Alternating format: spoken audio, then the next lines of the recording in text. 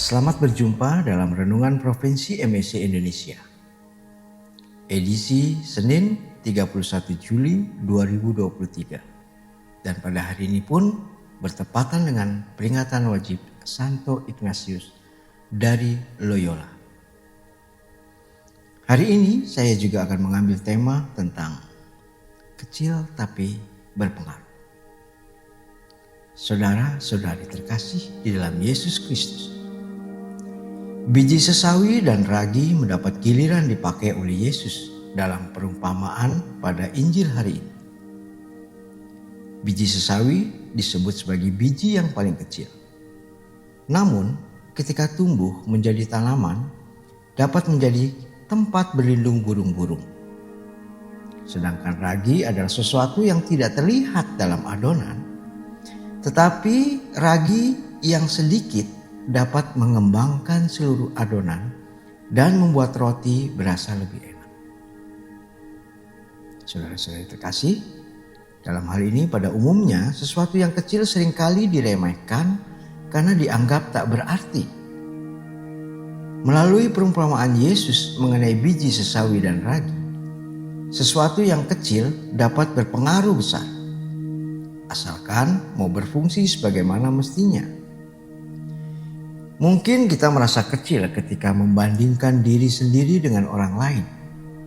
Sebab kita merasa tidak memiliki kekayaan mungkin, kepandaian, keterampilan, dan kemampuan diri. Kita merasa lemah dan tidak berdaya. Sebenarnya tidak seorang pun yang tak berguna. Artinya, Allah memberikan potensi dalam diri setiap manusia sehingga setiap orang bermanfaat bagi dirinya maupun orang lain.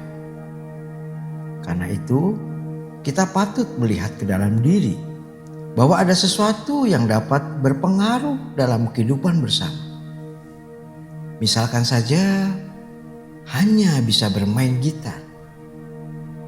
Keahlian bermain gitar dapat dipakai memuji Tuhan, baik dalam ibadah umum ataupun sekolah minggu ataupun rekreasi bersama dalam komunitas, keluarga, maupun dengan teman-teman. Hanya bisa mendengarkan. Banyak orang sangat membutuhkan pendengaran yang baik sehingga ia dapat menceritakan kegelisahan hatinya tanpa merasa dirinya dihakimi.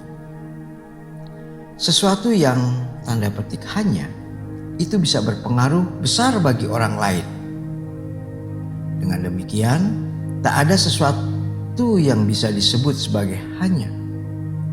Semuanya akan berguna saat difungsikan sebagaimana mestinya. Bapak, Ibu, saudara-saudara terkasih, itulah gambaran proses berkembangnya benih kerajaan Allah dalam diri seseorang. Tuhan mengaruniakan sesuatu yang kecil terlebih dahulu, dan kita mempunyai tugas dan kewajiban untuk merawat dan mengembangkannya, sehingga diharapkan akan menjadi besar dan bermanfaat bagi kita sendiri dan bagi sesama pun untuk memuliakan Tuhan.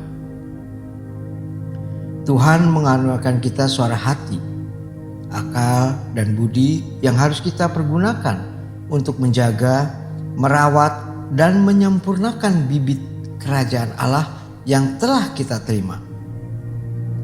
Kerajaan Allah dalam diri seseorang berarti bahwa ia menghadirkan kasih yang Allah harapkan akan bermanfaat bagi sesama atau orang lain. Untuk itu, Allah memerlukan kerjasama dari kita. Ia mengaruniakan Roh Kudus kepada kita manusia yang lemah ini, agar kita mampu menumbuh kembangkan kembang benih kerajaan Allah itu dalam diri kita. Perihal pertumbuhan ini, Santo Paulus pernah berkata, "Karena itu, yang penting bukanlah yang menanam atau yang menyiram, melainkan Allah yang memberi pertumbuhan."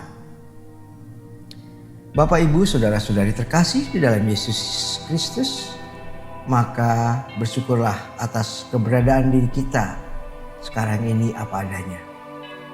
Kondisi apa adanya dapat menjadi sesuatu yang berguna dalam kehidupan bersama. Karena itu bersyukurlah saat kita hanya memiliki sesuatu yang kecil. Sebab yang kecil dapat memberikan pengaruh positif dan yang baik bagi kehidupan orang lain. Jika hal itu terjadi, saat itulah kerajaan Allah terwujud dalam dunia saat ini. Semoga demikian.